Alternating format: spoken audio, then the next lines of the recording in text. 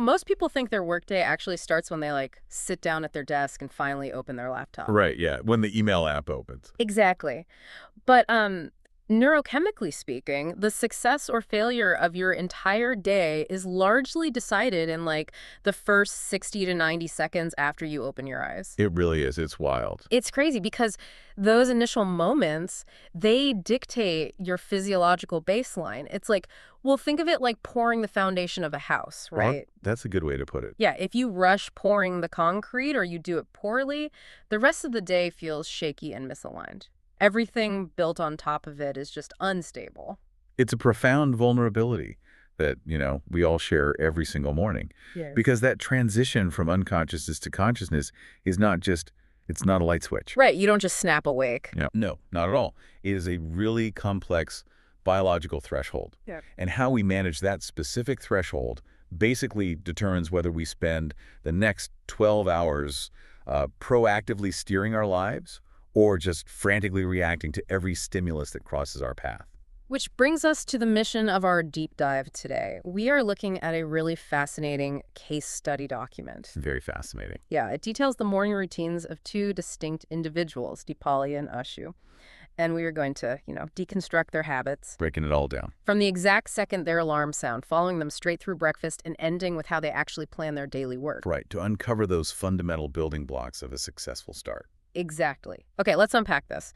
Because before anyone can conquer their day, we have to look at the literal first action taken when the eyes open. The initial collision with reality. Yeah, exactly. Let's look at Deepali first. So she wakes up at 7 a.m. via an alarm, and her immediate, non-negotiable action is going straight to the kitchen to make chai. Straight to the kitchen. Right. She's very open in the document about the fact that she basically cannot do a single thing before having her morning tea. It's just an absolute prerequisite for her functioning. Yeah, she needs that baseline. But then we have Ashu, and he purposely wakes up a full hour earlier at 6 a.m. Which is quite the shift. Right. He does it specifically to create a buffer of time for himself.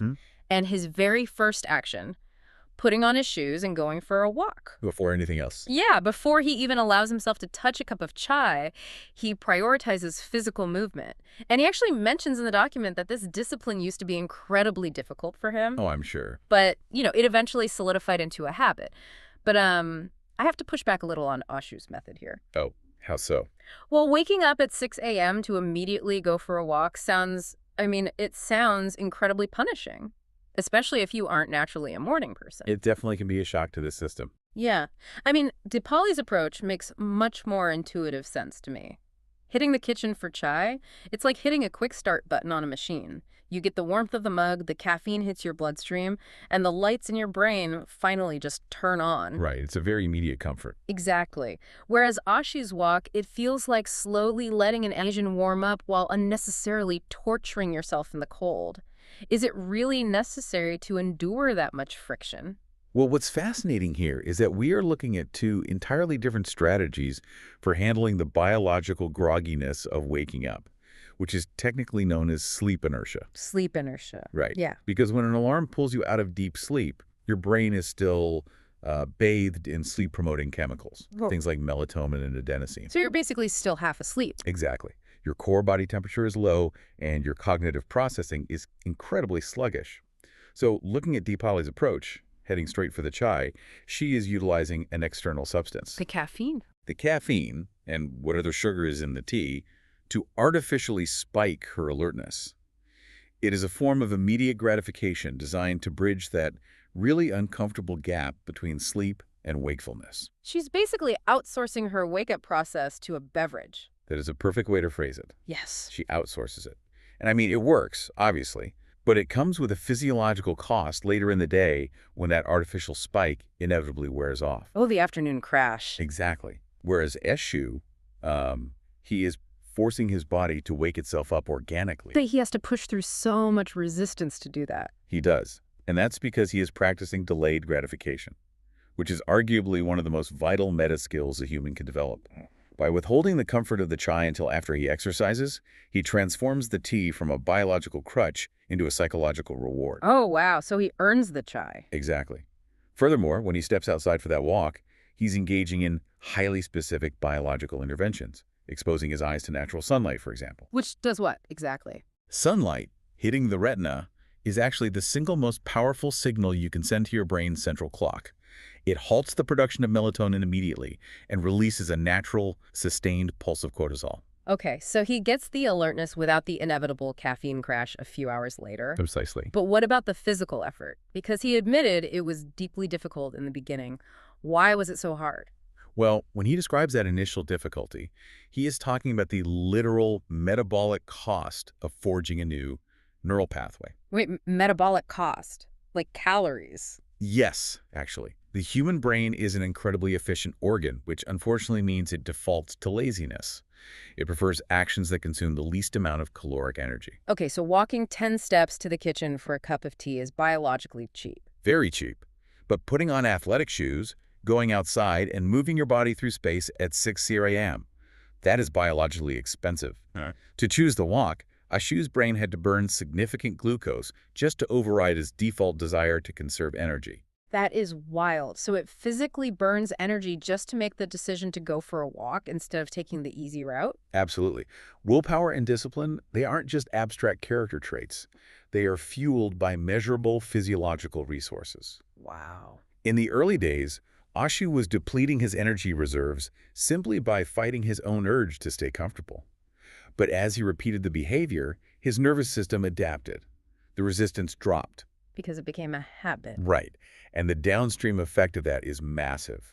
Before he has even begun his workday, he has conquered his own biology. He builds a foundation of self-trust before the sun is even fully up. Exactly. So if you're listening right now, ask yourself about your own first 15 minutes.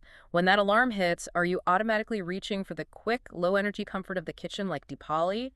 Or are you willing to endure the temporary friction of putting your walking shoes on? It's a really confronting question to ask yourself. It really is. But here's where it gets really interesting. Okay, lay it on me. So we have Ashu using all this deliberate willpower to force himself outside, and Deepali is conserving hers by grabbing the immediate comfort of the chai. Right. Two very opposite extremes. You would assume this stark difference in discipline would carry over into everything else they do, right? Naturally, yes. But paradoxically, when it comes to the next biological necessity fueling the engine, their routines completely converge. Oh, this is the breakfast part. Yes. Okay. When it comes to breakfast, they both opt for incredibly simple, healthy, repetitive food. Ashu eats poha, which is, a traditional dish of flattened rice, or sometimes he has upma. Okay. And Deepali also loves poha, though she occasionally mixes it up with some simple toast. So they're both keeping it very basic. Very basic. They prioritize food that is straightforward, culturally familiar, and easy to prepare. Nobody is whipping up an elaborate multi-component meal.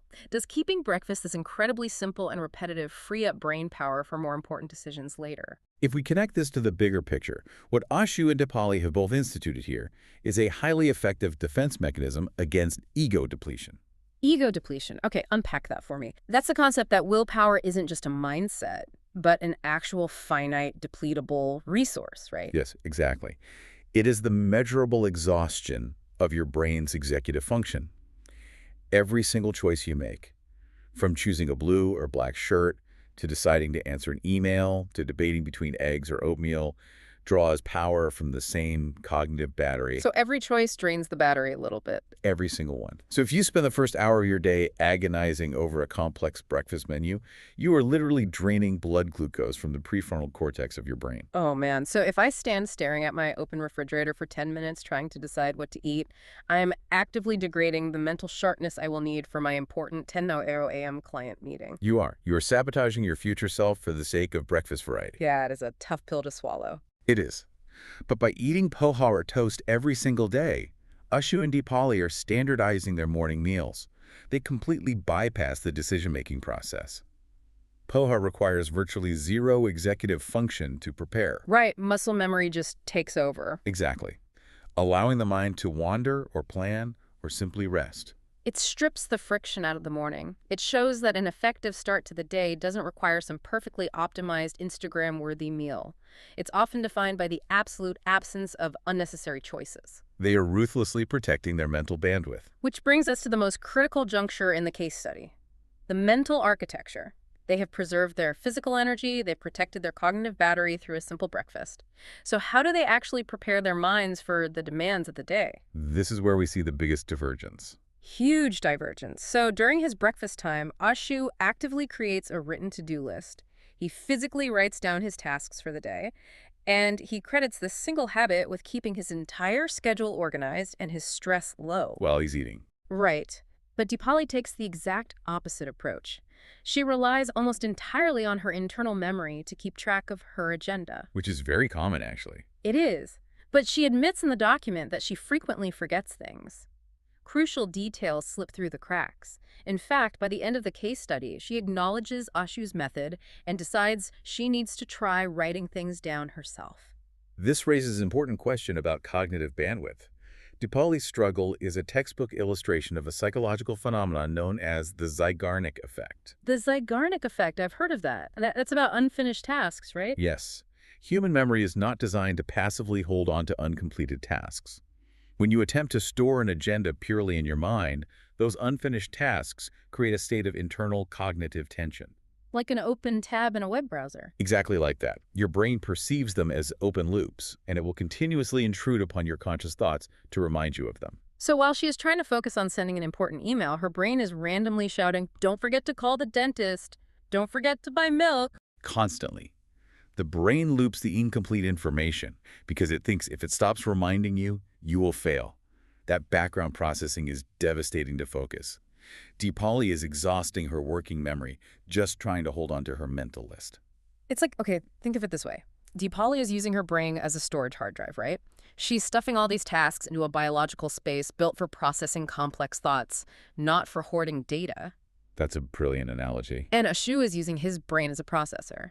But wait, I have to ask, is there any hidden benefit to Deepali's spontaneous memory-based approach? Or is Ashu's written list objectively the only way to go? Because looking at a massive list of 20 tasks while eating toast sounds anxiety-inducing to me. The fair question. Yeah. But the anxiety of looking at a long written list is vastly different from the anxiety of holding those same 20 tasks inside your head. Really? How so? When tasks are solely in your mind, they feel infinite. They're overlapping and chaotic. You can't prioritize them effectively because you can't view them all simultaneously. Writing them down forces you to define them. It puts boundaries on them. Exactly. It takes an abstract, swirling mass of stress and turns it into a finite set of actions on a page. This is called mental offloading. Mental offloading. Yeah. Ashu, putting his tasks on paper, empties his working memory. It signals to the brain that the information is safely captured, which closes the loop and neutralizes the Zeigarnik effect. So he isn't trapped by the list. The list gives him the freedom to dedicate 100% of his cognitive power to the single task right in front of him. Precisely. So what does this all mean? If we synthesize this whole journey, we started with how they handle the literal wake-up. Ashu pushes through the friction of a 6.0 a.m. walk, leveraging sunlight, while Deepali seeks the immediate comfort of her 7:00 a.m. chai. Two very different baselines. Right, but then they both instinctively protect their limited willpower by eating identical, culturally familiar breakfasts like poha. Conserving that vital decision-making energy.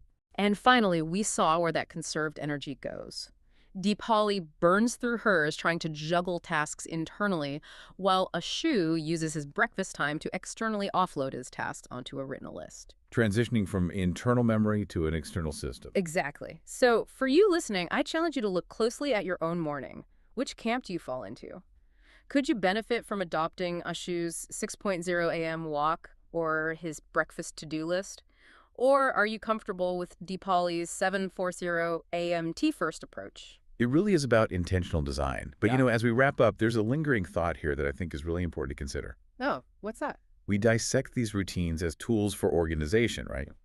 But over time, they calcify into the anchors of our daily identity. Wow, okay. So what happens to our psychology when that deeply ingrained routine is forcibly disrupted? Does your entire sense of self for that day shift just because you missed your morning tea or you forgot to write your list? That is, wow. Does the routine serve you or do you serve the routine? Exactly. It's a complex vulnerability to ponder the next time you find yourself reaching out to hit the snooze button.